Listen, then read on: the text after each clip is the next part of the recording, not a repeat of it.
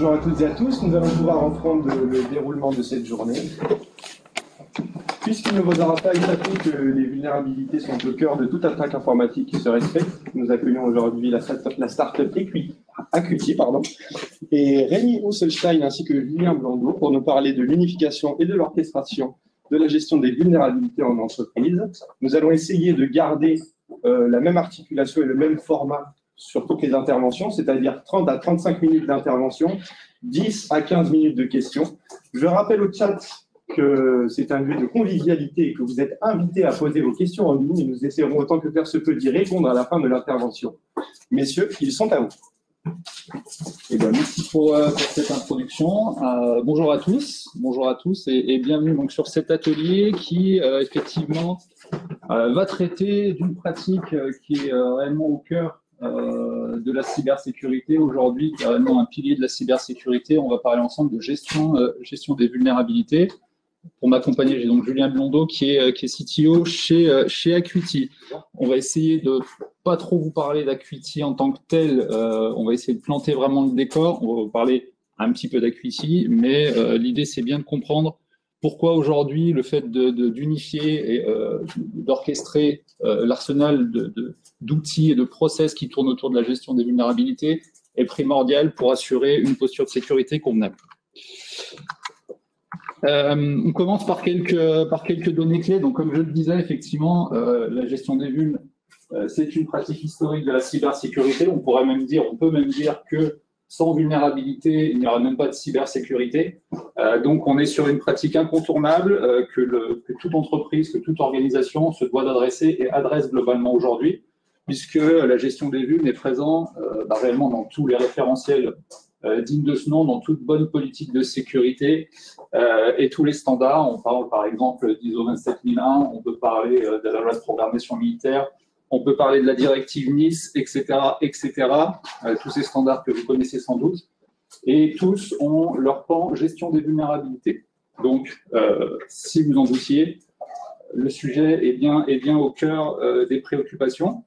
Et l'objectif donc de la gestion des vulnes, c'est bien de réduire l'exposition aux risques pour toute organisation, les risques que l'on connaît et dont on va parler ensemble aujourd'hui.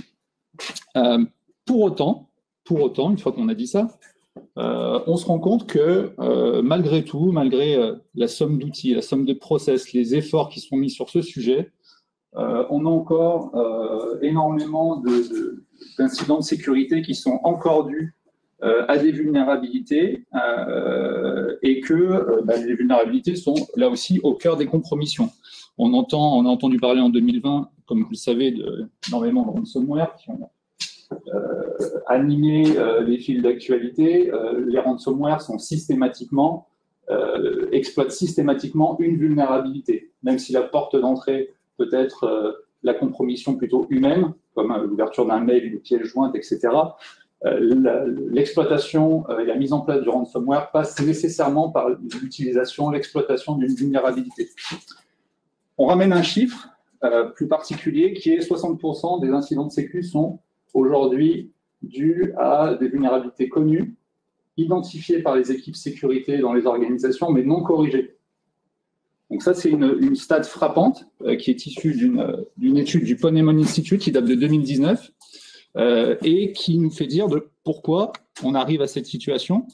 La première des raisons, c'est évidemment le nombre de vulnérabilités qui croît, les surfaces d'exposition qui croissent également.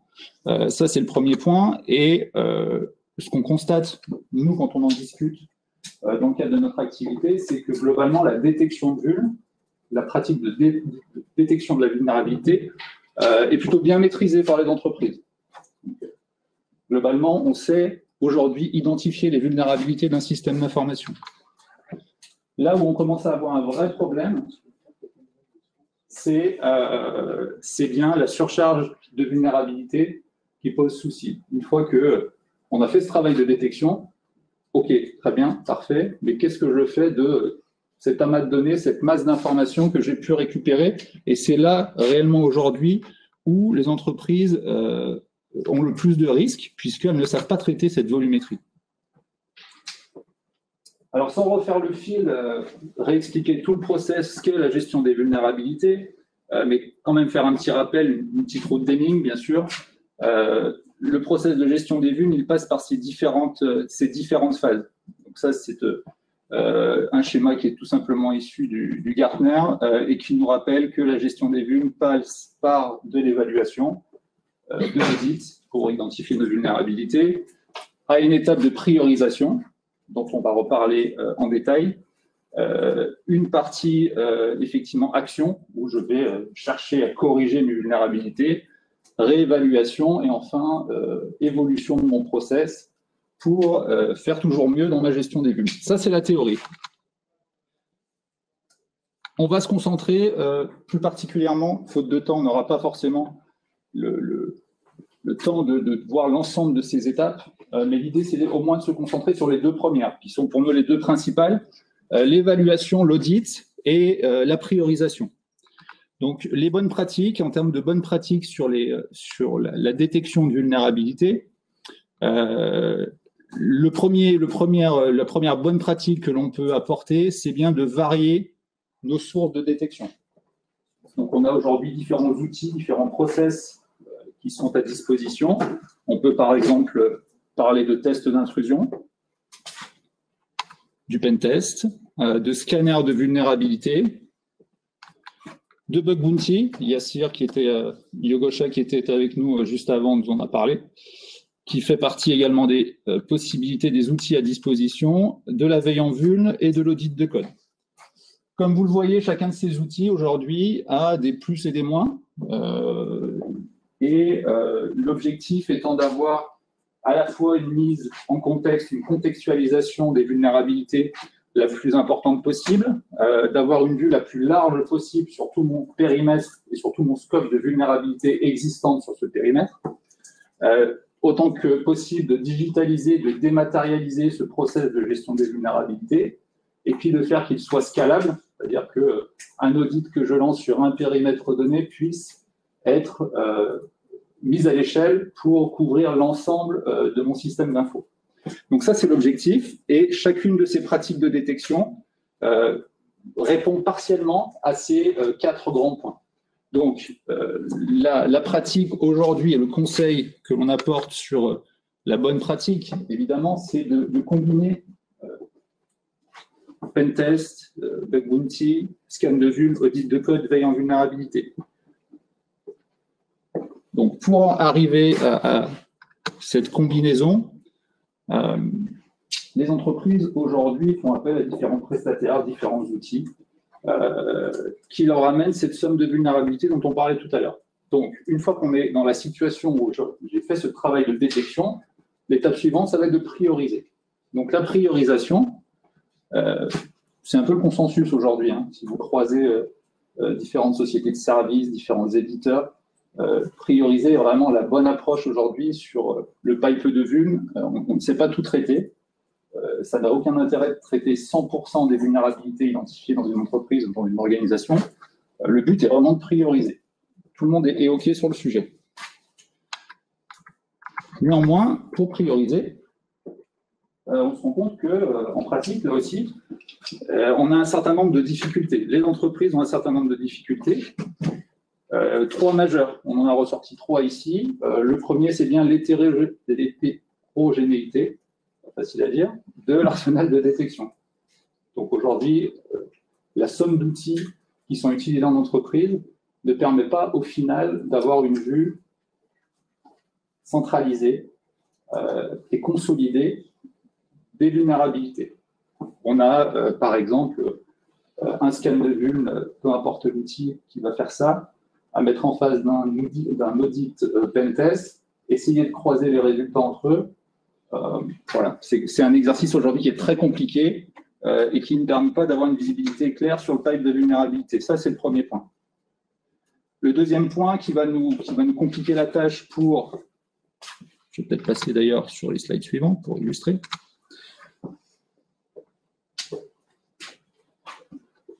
Donc voilà, illustration des différents process de détection de vuln qui sont utilisés aujourd'hui dans les organisations et de myriades d'outils. Évidemment, ils n'y sont pas tous, mais des outils du marché les plus connus, que ce soit il s'agit d'outils commerciaux ou d'outils open source.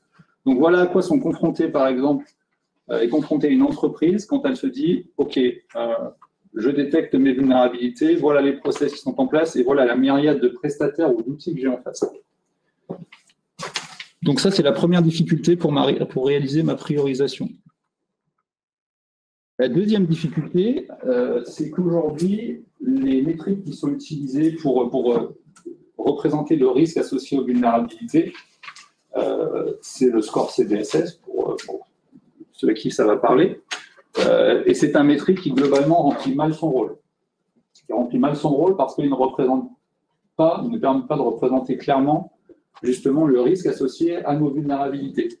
Pourquoi? Parce que, enfin, pour différentes raisons, on en a ressorti deux en particulier. La première, c'est que le CVSS va nous permettre effectivement de scorer, d'avoir un score de 0 à 10 sur chacune de nos vulnérabilités. Très bien, mais la granularité de ce score ne permet pas d'avoir une idée précise du niveau de risque associé à chacune de ces vulnes. Allez faire l'écart entre une vulne scorée en 7.2 et une autre vulnérabilité scorée en 7.3 et je vous mets au défi d'indiquer quelle est la différence réelle entre deux vulnes avec ces deux scores. Ça, c'est la première complexité. Et puis la deuxième, c'est la plus importante, c'est qu'aujourd'hui, il est très rare qu'une compromission arrive par l'exploitation unitaire d'une vulnérabilité. C'est bien souvent l'exploitation de plusieurs vulnérabilités informatiques qui vont nous permettre d'arriver à la compromission. Et donc, CVSS, aujourd'hui, là aussi, c'est une limite importante, c'est qu'on n'arrive pas à représenter le risque de l'agrégation, de la superposition de différentes vulnérabilités et donc d'un scénario d'attaque complet. Et puis plus important encore, aujourd'hui, les entreprises, majoritairement, ce qui est logique, hein, j'ai une échelle de risque de 0 à 10, je me dis, je vais me concentrer effectivement sur les scores qui sont les plus élevés, ce qui est assez humainement logique en tout cas.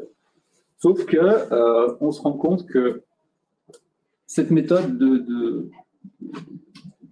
d'exploitation des scores CVSS, elle est assez incohérente, puisque dans toutes les vulnérabilités qu'on peut avoir à disposition qui sont aujourd'hui existantes, on va avoir seulement 20% de ces vulnes qui ont une méthode d'exploitation.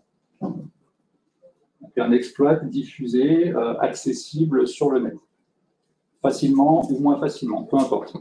Mais en tout cas, sur mon stock de vulnérabilités de CVE existantes, on aura simplement 20% de ces CVE qui ont un manuel, un mode d'emploi d'exploitation. Et on se rend compte que dans ces 20%, seulement 44% concernent les vulnérabilités qui sont scorées de 7 à 10. Donc, globalement, les entreprises perdent 76% de leur temps. On fait le chiffrer assez précisément. Ça, c'est une étude qui a été réalisée par Tenable. Perdent 76% de leur temps à se concentrer sur des vulnérabilités qui ont une criticité CVSS haute. Tout simplement parce que la majorité de ces vulnérabilités n'ont pas de mode d'exploitation et ne seront en théorie jamais exploitées.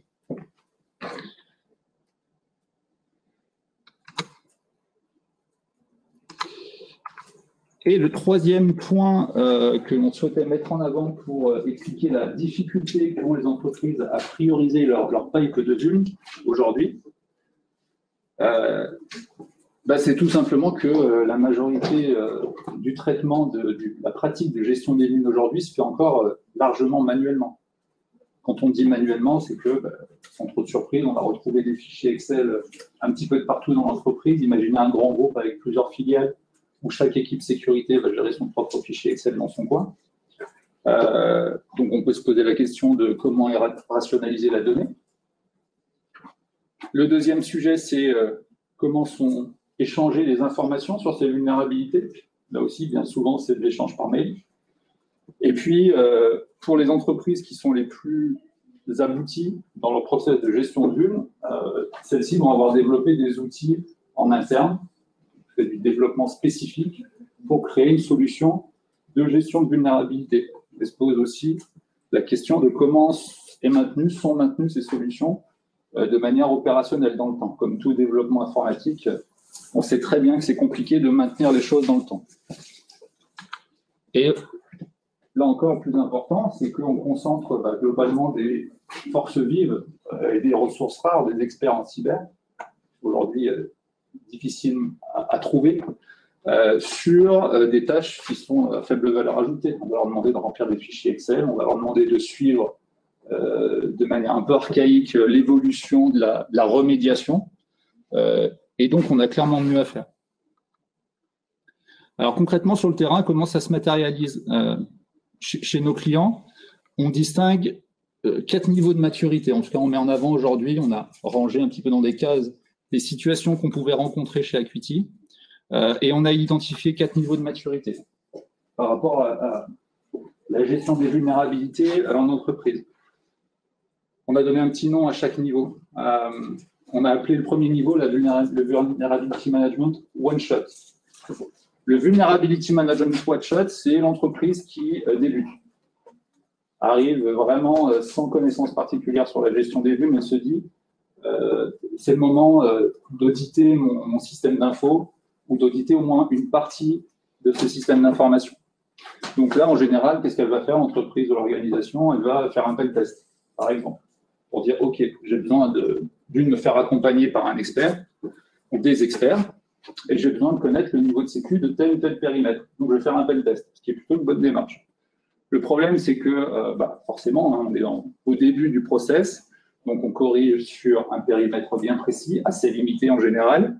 On utilise un bon vieux format PDF, rapport de test d'intrusion PDF, qui dans 3 mois va servir à caler une table. Et puis, évidemment, on ne capitalise pas du tout. Donc là, c'est vraiment du one-shot.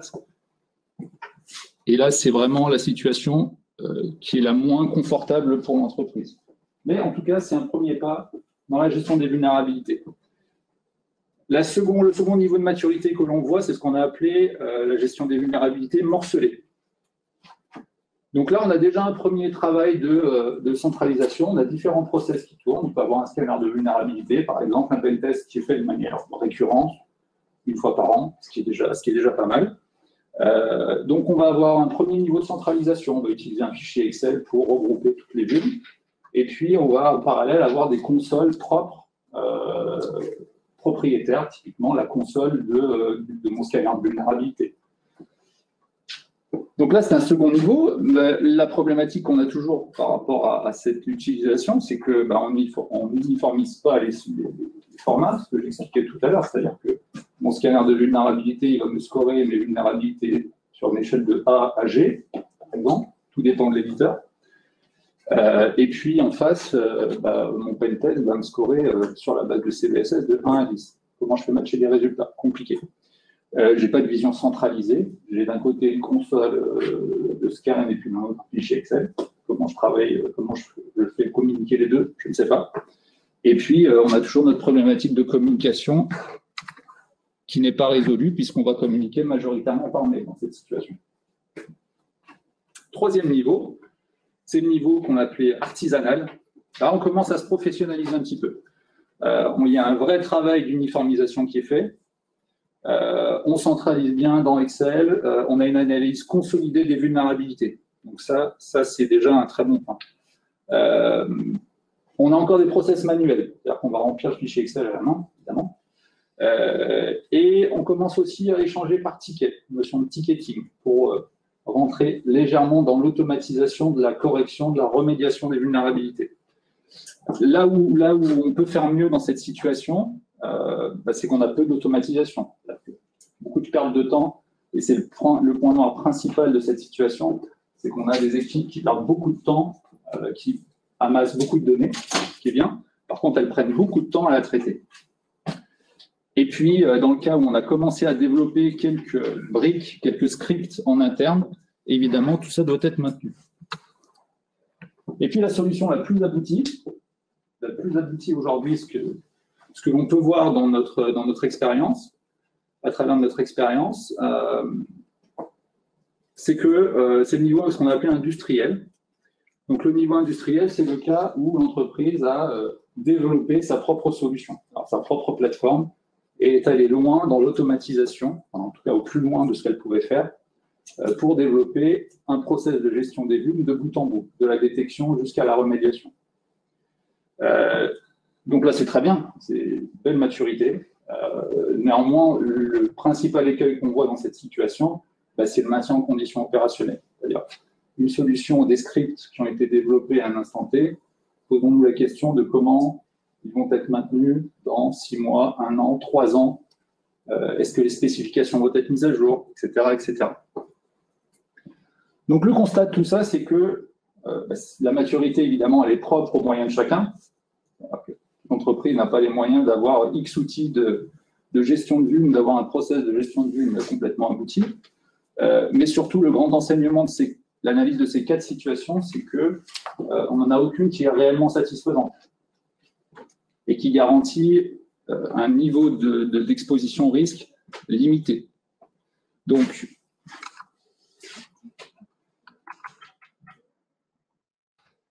la question va se poser à un RSSI par rapport à ces différents niveaux de maturité, c'est qu'est-ce que j'attends, où je dois aller, ou comment doit évoluer le niveau d'exposition au risque de l'entreprise. Et le RSSI, il va se dire, OK, première chose, il faut que j'ai un état des lieux. Il me faut des indicateurs. J'ai besoin de KPI pour savoir comment je suis exposé. Et de 2, comment la remédiation avance. Est-ce que, en termes de correction, remédiation aux vulnes, ça le fait ou pas? Ça, c'est le premier sujet. Le deuxième sujet, quand il va creuser, quand il va voir l'énormité du stock de vulnérabilité, il va se dire, bon, alors, je ne peux pas tout traiter, c'est certain. Où est-ce que je dois mettre les efforts? Où est-ce que je dois me concentrer? Et puis le troisième sujet, c'est bon, j'ai fait les efforts, j'ai vu là où je devais me concentrer, maintenant il faut que j'aille plus vite. Parce qu'on a de plus en plus de vulnes qui arrivent, comme on l'a vu au tout début, chaque année, et que je ne vais pas faire grossir mes équipes indéfiniment. Donc il faut que j'automatise. Voilà aujourd'hui comment on réfléchit un RSSI par rapport à la gestion de vulnes. Et la pratique. Alors, la pratique qui se développe très fortement aujourd'hui et sur laquelle Acuity s'est positionné, qui s'appelle le Risk-Based Vulnerability Management. Donc, la gestion des vulnérabilités par les risques, comme vous l'aurez compris. L'idée est bien d'adresser le process de gestion de vulnes de bout en bout. Donc, de partir de la détection, d'arriver jusqu'à la correction. Et pour faire le lien entre les process de détection et de correction, on a un certain nombre de piliers sur lesquels on vient s'appuyer. On en a 4 très précisément. Le premier, c'est de fournir une vue sur la posture sécurité en continu. Ça, c'est la première chose. De s'attarder sur les risques réels, bien évidemment. D'automatiser les tâches qui peuvent l'être et puis de proposer un environnement collaboratif, une plateforme unique. Pour vous expliquer un peu plus en détail comment ça fonctionne, comment ça peut fonctionner, dans les plateformes de RBVM, de Risk-Based Vulnerability Management, la matière d'entrée, ce sont bien nos sources de détection de vulnérabilité. Donc le but du jeu ici, ça va être d'interconnecter la plateforme de RBVM aux différentes sources de détection. On a vu ensemble des scans de vulnes, du pentest, des plateformes de bug bounty, de la veille en vulnérabilité, tous ces outils et process qui sont en place actuellement dans les entreprises pour centraliser et avoir un repository central à la fois de vulnérabilité, mais aussi d'assets, d'actifs. Ce qui est une grande difficulté aujourd'hui des entreprises en pratique, c'est d'avoir une vue complète sur tous les actifs qu'elles ont dans l'entreprise. La plateforme de RBVM va servir à avoir cette vue également au-delà de la gestion des vulnes.